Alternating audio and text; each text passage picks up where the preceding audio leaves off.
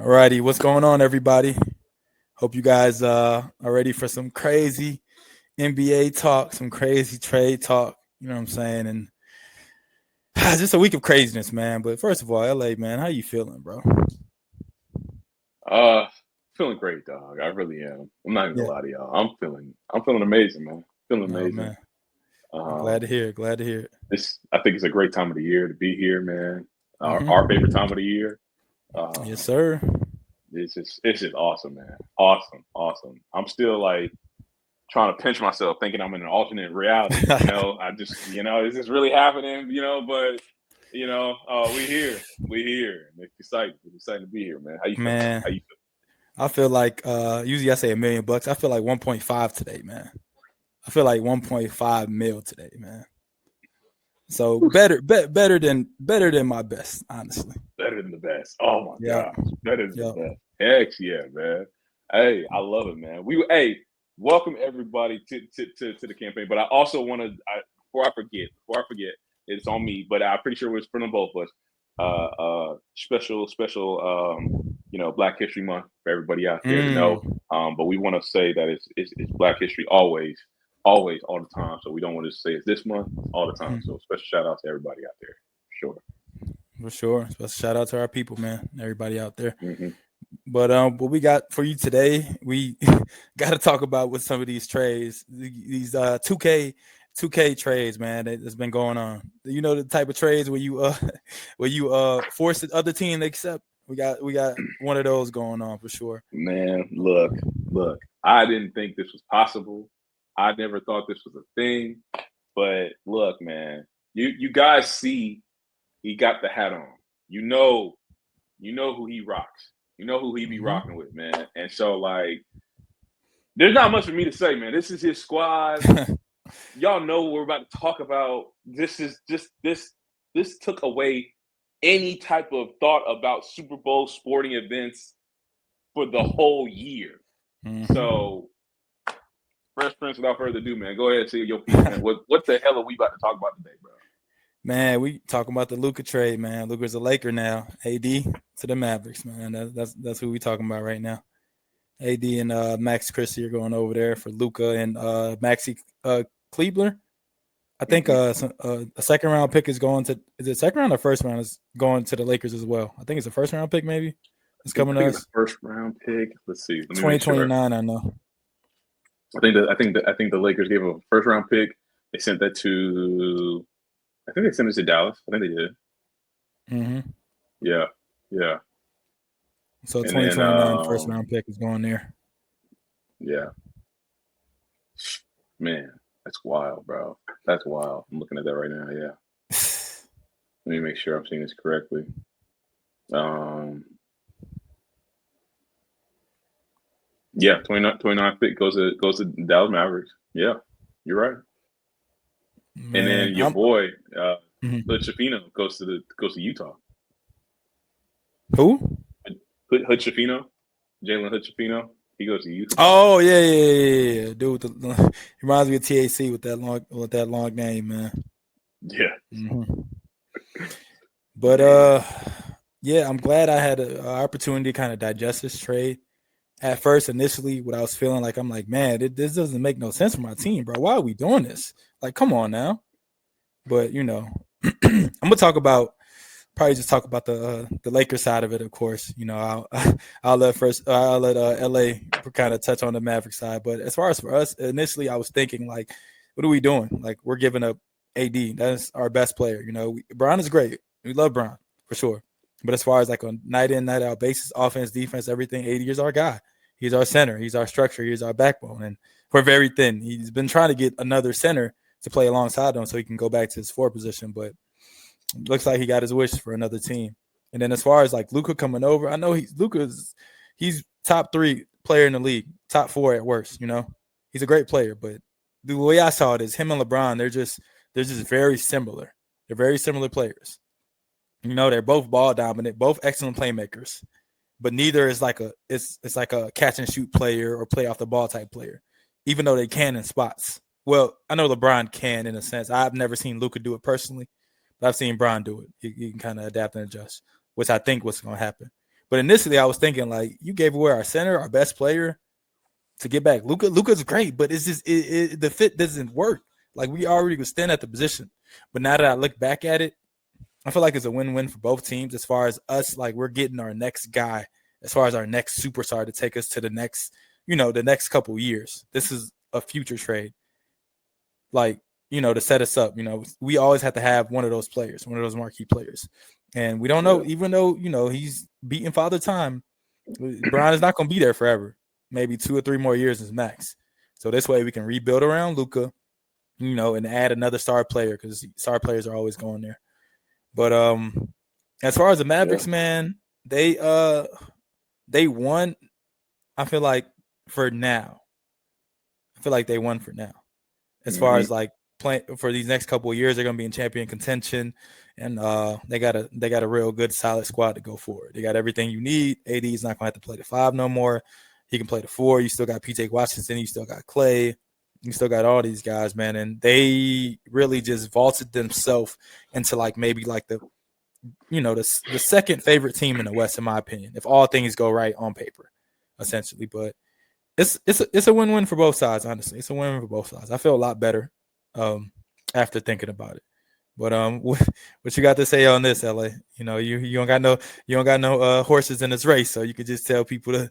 Even though I try to be unbiased as much as I can, guys, I always try to be unbiased. I'll be harsher on my teams and the players I like, but nothing like a person that has no horse in the race. Essentially, what you feel about this trade, LA?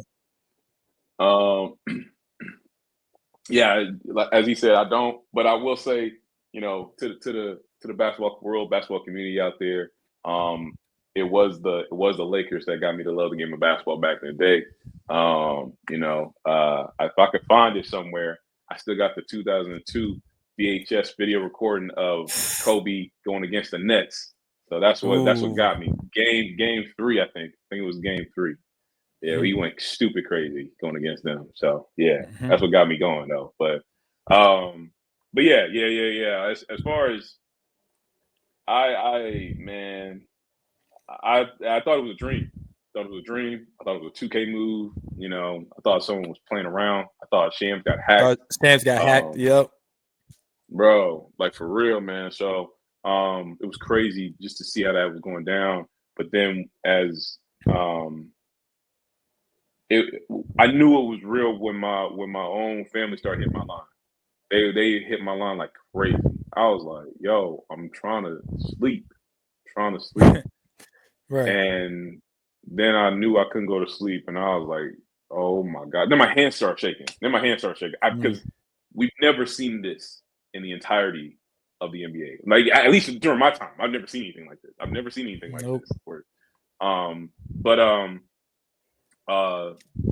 First is right, man. First is right. The Mavs won the now. They won the now. I mean, they for sure won the now. You got AD, and Max Christie, which was on the rise for the Lakers. I mean, he was hooping. And let's put this in context, y'all. Let's put this in crazy context. AD was going crazy for the Lakers. Going sick. And he was playing a lot of games. He was healthy. He's been healthy these past few years. And it's not to take away from the whole little abdominal thing, because that was only – we could see that they said it was going to be a couple games. That's all they were saying. So it wasn't like, we got to – no, not to worry about there. And then Christie's in the starting lineup, a defender. He's starting to come into his own. Like, and like I said, let's put it into even a deeper context. Bro, they was balling Saturday night in the Garden. In the Garden, y'all. Like, I was like, yo, this team is nasty. And then wow. But the Dallas in like a thief in the night. Like a thief in the night, man. But it makes you wonder. It made you wonder, but it makes you wonder, like, who's the real thief in this? Who's the real thief in the night with this? Because is it the Mavs or is it the Lakers? Because the Mavs, as my boy said, won the now. But who gives up a generational type player That's not Who even in his gives? prime yet. 25. He's only 25. Who Mm-hmm. does that? The man, I mean, Father, forgive me for saying this, but he got 71 points on our Atlanta Hawks. Like, Mm-hmm. oh, come on. You just gave up 50 points off Mm-hmm. your team. Like, so, but it's insane, y'all. It's insane. So I would sit here and say that the Lakers have won the trade for the next decade. I can say Yeah. that for sure. For the Easily. next decade, easily, because you talk about an icon. I mean, Mm-hmm. I just global player. Like it's insane. And like I had seen somebody say it. I forgot who actually said it, but they said it something. They said, just watch. The frat boys gonna start having the Luka jersey out now. The frat boys gonna start having the Luka jersey. So like it's Yeah. going crazy already, man. So but I'm still speechless as to what's happening now. But it's like I was saying, I'm just trying to put things in context and perspective here because we just like as my boyfriend's Prince said, AD just said all they needed was a big.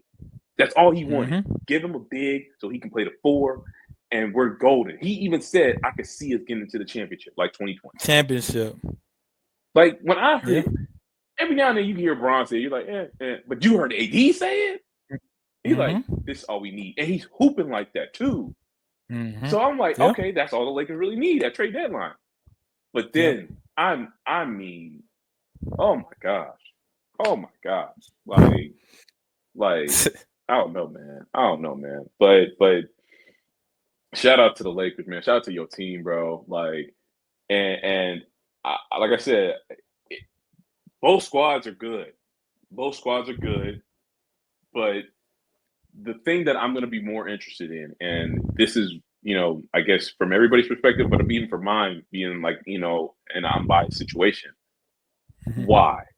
I need to know why. I Yeah. need to know That's why. what that's what I was gonna get to after, when you made your point. I So the need to know reports why. were saying that Luka had a calf strain. He didn't play a lot of games this year.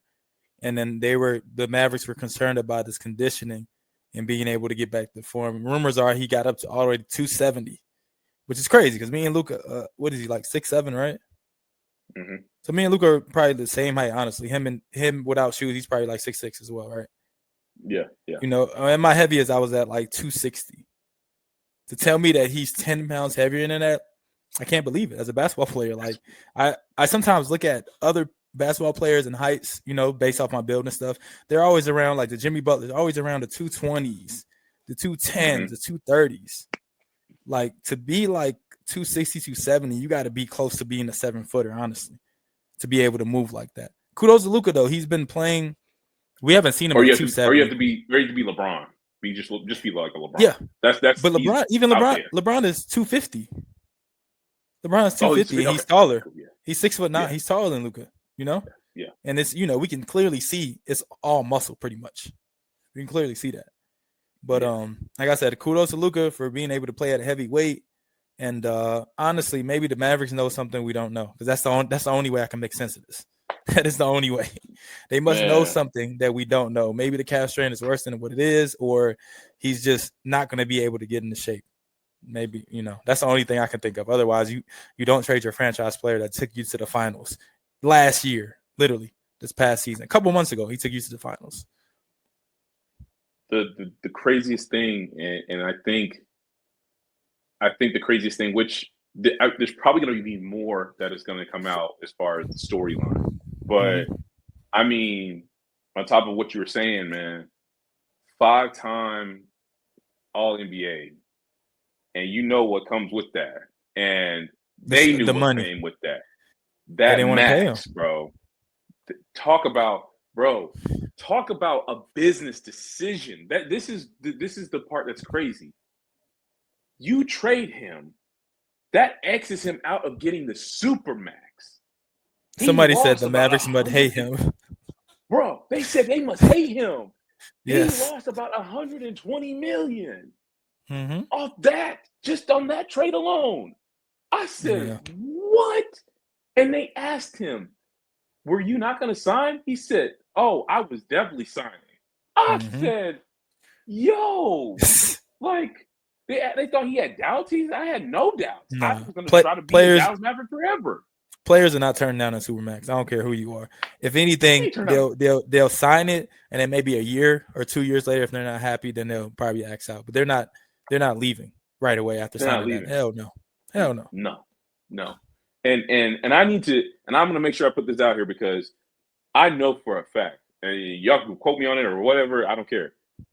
This was not on Mark Cuban at all. This was not on Mark Cuban at all. It was Let's be clear Nico, here. man, Nico Harris. It was all. Oh yeah, it was all Nico. Because let's be clear Harrison. here. Is it Harris or Is, Harrison? I is it don't know. Nico Harrison? I think it's Nico Harrison. Yeah. Yeah. Mark Cuban sold his majority stock. He has very little in this, so he sold his like almost all his stock in this to these business owners and whatnot. And so Mark Cuban essentially said that. I remember he said this on he started on a show somewhere. He said, "I would divorce my wife before I let go Luka." Mm. That's how much he wanted to keep Luka. That's how much he believed in Luka. He knew that Luka was the next Nowitzki. He knew that was the lineage of where he was going. If you got Mark Cuban saying that, and the minute he's gone, that happens. Yeah. That's crazy. I mean, that's just crazy, bro. That's just crazy. That's diabolical right there. That's diabolical. It's like, no, we're not trying to pay you. We're not trying to pay you. And we don't even know how much weight you're gonna gain. Like, yeah. The 270 is crazy, man. It's kind of looking like Zion out there, you know. But it begs the question though now, like, it's for you to be where you are as the Lakers. You're about to get the best version of Luka you ever seen. Hopefully, because just you got because LeBron there. Happened. Yeah, that and he has. I was going to make the point that he has the perfect example right there of conditioning everything. Gonna have to put those beers down, stop smoking those cigarettes, and just actually get in the lab. Exactly, all that, and actually get in the lab. And it's that's the part I'm excited about. There's no better person for him to learn from with all that stuff. And he's already as great as he is now. Imagine if he actually gets into shape. And I think that's the crazy thing. That's what, like I said, I'm still in shock about it. You let go of a player that on his worst day of weight is dropping 70. Like, he's dropping 70 or 50, closing out series, single-handedly winning series by himself, and he's overweight. Like, look. If I had to take the chance, give me Luka every day of the week. I'll figure out the defense part. I'll figure it out. But you cannot recreate 50 to 70 points on a court. You can't. Not to mention the rebounds and assists as well. Come on, man. And the thing is, I'm not trying to knock AD, bro. It's not knocking AD. AD, he's a champion already. He's gonna be a Hall of Famer. We know that. And it's just like but he ain't a Luka, bro. He's not a Luka. I'm sorry. He ain't the Luka, and the trajectories are different. He's probably gonna be exiting his prime soon. Luka hasn't even entered his prime. So it's like you're mortgaging the future, all your future, just to win now. Which is understandable. You want your team to win now, but it's just like I said, it's two sides of the story, man. It's either the conditioning was so bad that they thought it wasn't gonna get better here in Dallas, or they're just dumb. Those are the two things. They're just dumb, and he's gonna go on a revenge tour, and he's gonna prove them wrong. I mean, two things can be true. They can go off and win a championship or make it, and then the Lakers can also, two things can be true. It could be a win-win situation.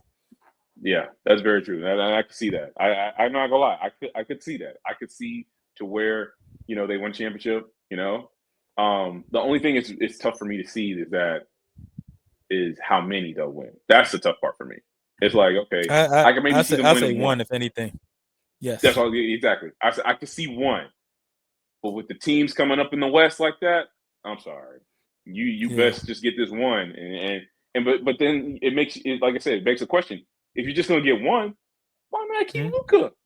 You were just there. Yeah, You were just there.